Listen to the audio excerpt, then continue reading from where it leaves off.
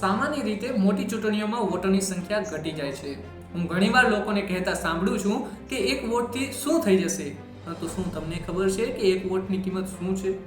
તો ચાલો મિત્રો, આજે તમને ઇતિહાસના એવા દાખલાઓથી વાકેફ કરાવીએ જે એક વોટથી આખી સરકાર પડી જાય છે અને મુખ્યમંત્રી બનવાના સપના ચૂર થઈ જાય છે.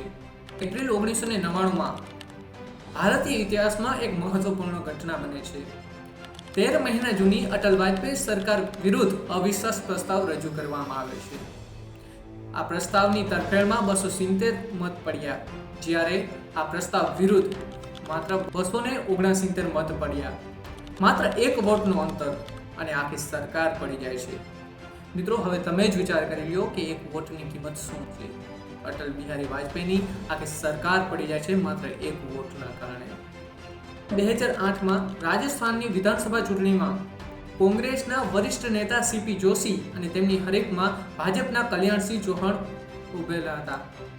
સીપી જોશી તે સમયે મુખ્યમંત્રી પદના એક મજબૂત દાવેદાર હતા અને જ્યારે ગણતરી થાય છે ત્યારે સીપી જોશીને 62,215 વોટ મળે છે, જ્યારે કલ્યાણસિંહ ચૌહાણને 62,216 વોટ મળે છે. મિત્રો, માત્ર એક વોટના અંતરથી સીપી જોશી હારી જાય છે અને તેમનું મુખ્યમંત્રી બનવાનું સપનું ચૂર થઈ જાય છે.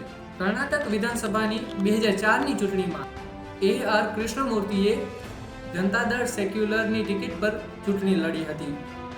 તેમના હરીફ ધ્રુવ નારાયણને 40,752 વોટ મળ્યા હતા, જ્યારે તેઓને 40,751 વોટ મળ્યા હતા.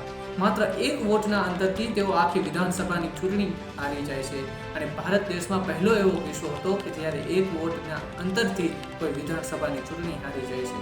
મિત્રો, હવે તો તમને ખબર પડી જ ગઈ હશે ને કે એક વોટની કિંમત શું છે.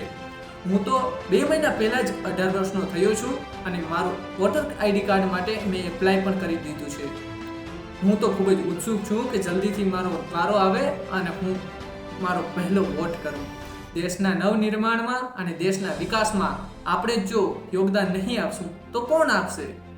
તો તમારી પણ ફરજ બને છે અને મારી પણ ફરજ બને છે. તો ચાલો સૌ સાથે મળી અને આપણા ભારત દેશમાં એવા નેતાઓને, એવા લીડર્સને પસંદ કરીએ કે જે આપણા ભારત દેશનો વિકાસ કરી શકે.